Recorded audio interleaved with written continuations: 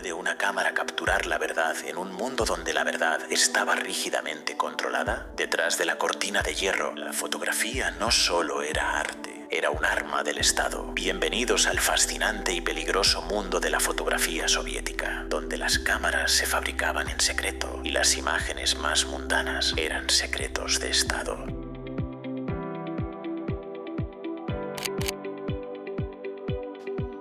La fotografía soviética destaca por su función propagandística y su evolución artística, desde el constructivismo experimental de vanguardia hasta la imposición del realismo socialista. Su objetivo fue documentar y moldear la realidad bajo una óptica estatal centralizada. La importancia de estas fotografías no solo reside en su contenido visual, verdaderamente relevante para acceder a la comprensión de un mundo que, ya desaparecido, se mantuvo en un cierto desconocimiento fuera de las fronteras del bolchevismo. También conviene considerar la valiosa información que aportan. Gran parte de las instantáneas que componen esta colección están firmadas, fueron tituladas por los propios autores y ofrecen información textual muy precisa de los lugares en los que se tomaron, las personas retratadas o las circunstancias que documentan. Además, la diversidad de sus tamaños nos invita a pensar que cumplieron distintas funciones, exposiciones, publicaciones o pruebas de impresión, entre otras. La fotografía soviética nació a raíz de la Revolución de Octubre de 1917, cuando Lenin impulsó el control de este medio visual para convertirlo en una herramienta de propaganda y educación de las masas. Sus orígenes estuvieron marcados por la vanguardia constructivista y la posterior imposición del realismo socialista. Tras la Revolución, fotógrafos y artistas plásticos experimentaron con nuevas formas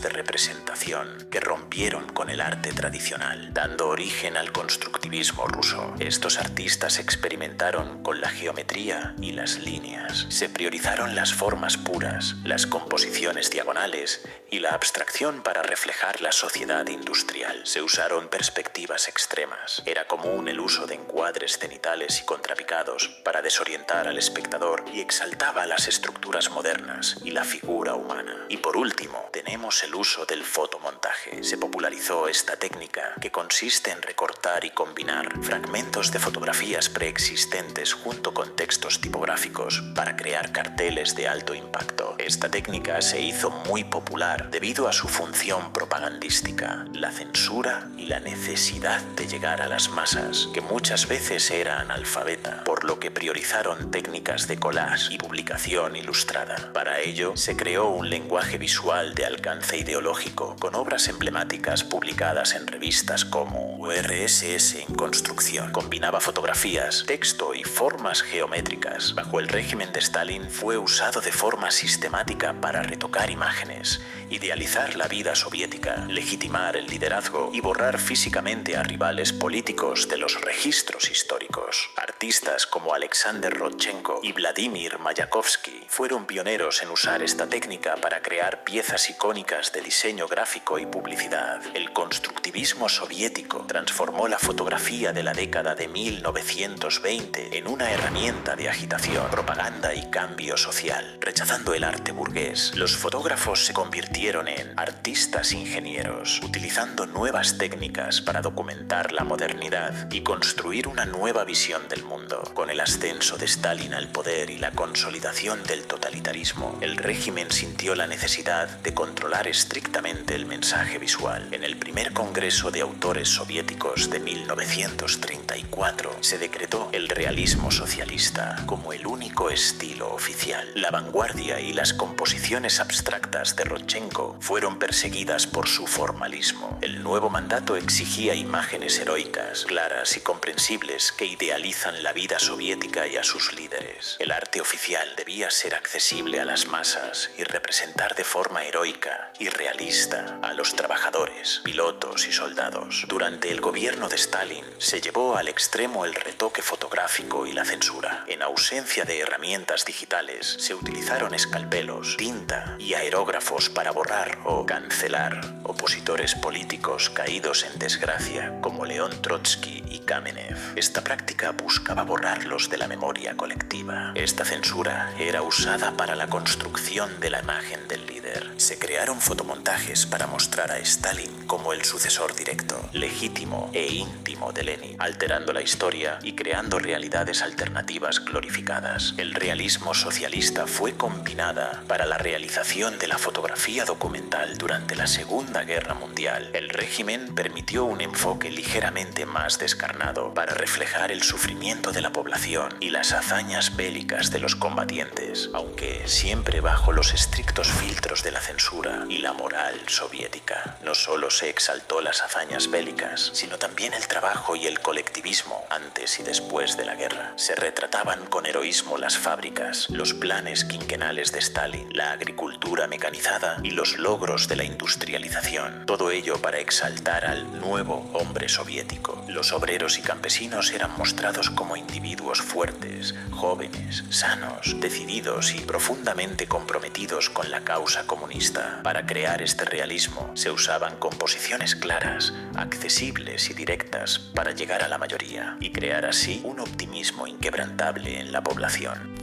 El estilo más popular tras la Segunda Guerra Mundial, la muerte de Stalin y la llegada de Nikita Khrushchev fue la fotografía espacial soviética, fotografía que fue pionera en capturar hitos visuales sin precedentes, destacando por el uso de tecnología automatizada y analógica de alta resolución. Sus rasgos principales incluyen la innovación en la captura remota, la toma de las primeras imágenes de la cara oculta de la Luna y los primeros retratos fotográficos desde la superficie de otro planeta. Era una estética que unía ciencia, diseño y utopía. Se retrataban cohetes y misiones para demostrar la superioridad tecnológica de la USSR. De este periodo podemos destacar obras como La cara oculta de la Luna del año 1959. Aquí, la sonda Luna 3 logró lo impensable al fotografiar el lado oscuro de la Luna. El proceso requería revelar y escanear la película fotográfica dentro de la misma nave espacial en el vacío antes de transmitir las imágenes a la Tierra. O el rostro de la era espacial del año 1961. Las imágenes del cosmonauta Yuri Gagarin capturadas durante los 108 minutos de su vuelo a bordo del Vostok 1 dieron la vuelta al mundo, marcando el primer viaje tripulado de la humanidad. Estas imágenes serían impensables sin la utilización de cámaras pioneras. Para ello, los soviéticos adaptaron tecnología óptica avanzada. La cámara Salyut 1W, por ejemplo, fue diseñada específicamente para misiones Soyuz, como la Soyuz 4 en 1969, permitiendo registrar los primeros encuentros y acoplamientos manuales en órbita, además del uso de tecnología de revelado a bordo, dado que la transmisión directa de datos digitales no era viable en las primeras misiones. Los sistemas soviéticos utilizaban procesos químicos automatizados en el vacío espacial para revelar las fotografías en películas de 35 milímetros y 16 milímetros, las cuales luego eran escaneadas para su transmisión. Tras la carrera aeroespacial, la fotografía soviética entra en un período de deshielo. Esta etapa estuvo marcada por un resurgimiento del optimismo y la liberalización durante el gobierno de Khrushchev. Fotógrafos destacados como Víctor Ashlomov comenzaron su carrera en este periodo, capturando retratos llenos de vitalidad, poesía y la vida cotidiana que reflejaban la modernidad y los triunfos espaciales soviéticos. El contenido visual de estas fotografías estaban llenos de retratos más humanos e informales, alejados de la extrema rigidez de la era de Stalin. A medida que avanzaba el periodo de Leonid Brezhnev, durante la década de 1970 y de 1980, el entusiasmo ideológico dio paso a la monotonía y a un creciente desencanto social y ético. Así que podemos observar en estas fotografías la escasez de bienes de consumo, las eternas filas en las tiendas, el contraste urbano frente a la propaganda oficial, la vida en bloques de apartamentos o Khrushchevka, mercados, estaciones de tren y los contrastes de la vida detrás del telón de acero y las dificultades de la vida fuera de las grandes urbes. En esta época, la fotografía comenzó a alejarse del idealismo estatal para centrarse en la crónica documental de la realidad. Los fotógrafos que operaban fuera de los circuitos oficiales y capturaban la vida intelectual y bohemia en ciudades como Moscú y Leningrado. También cabe destacar de esta época el auge de las cámaras de producción nacional. Esto se debe a la democratización de la fotografía aficionada en la Unión Soviética. En estas décadas estuvo impulsada por la serie de cámaras Reflex Zenit y las telemétricas FED. Eran famosas a nivel global por su durabilidad, simplicidad y precio asequible. Bajo las reformas de Mikhail Gorbachev en los últimos años de la URSS, la apertura soviética o glasnost permitió una mayor libertad de expresión. Esto convirtió a la fotografía en una herramienta directa para registrar las fracturas políticas y sociales que llevaron al colapso del país. La fotografía era usada, tenía un fuerte carácter documental, por lo que su intención era retratar eventos históricos como la resistencia pacífica y las ansias independentistas de las repúblicas soviéticas como en Ucrania o Vilna, así como la inestabilidad en Moscú, incluyendo el fallido golpe de Estado de agosto de 1991. Esto dio origen a imágenes icónicas como la realización de retratos de la disolución de la censura y la tensión política entre Gorbachev y Boris Yeltsin meses antes de la dimisión oficial del líder soviético el 25 de diciembre de 1991.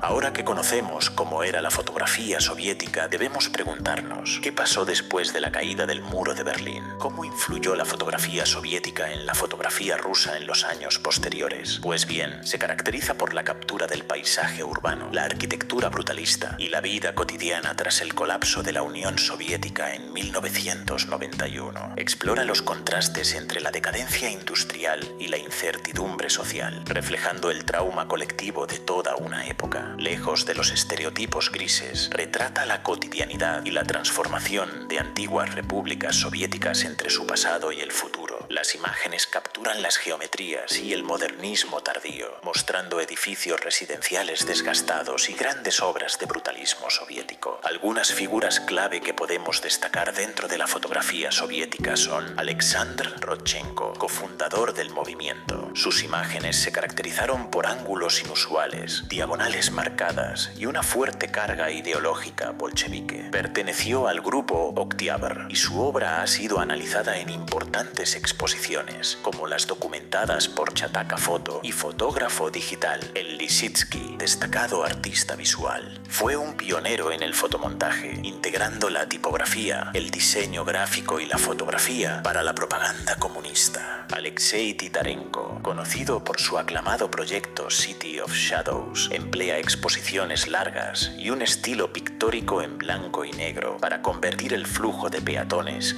en sombras fantasmales, simbolizando la crisis nacional. Dmitry Valtermans, famoso fotoperiodista soviético cuyas imágenes documentan la brutalidad del Frente Oriental y las consecuencias de la Segunda Guerra Mundial.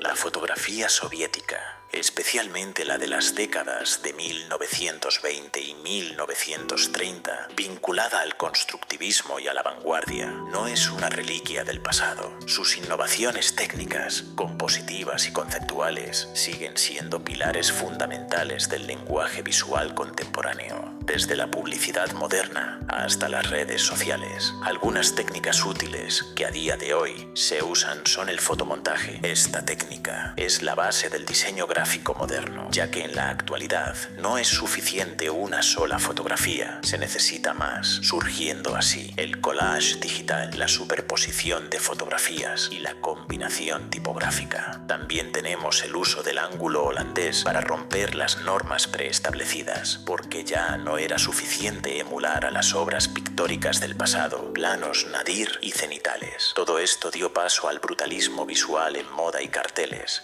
además de la estética industrial con fuertes contrastes, composiciones asimétricas pero rígidamente estructuradas y tipografías de palo seco. Si quieres saber más, puedes acceder a galerías históricas de la época, explorar reportajes de los últimos días del Imperio Soviético a través de los reportajes gráficos publicados por medios internacionales como Café Babel y El País, imágenes de la época de Khrushchev, resúmenes visuales de los años 60, cuando la URSS competía con Estados Unidos,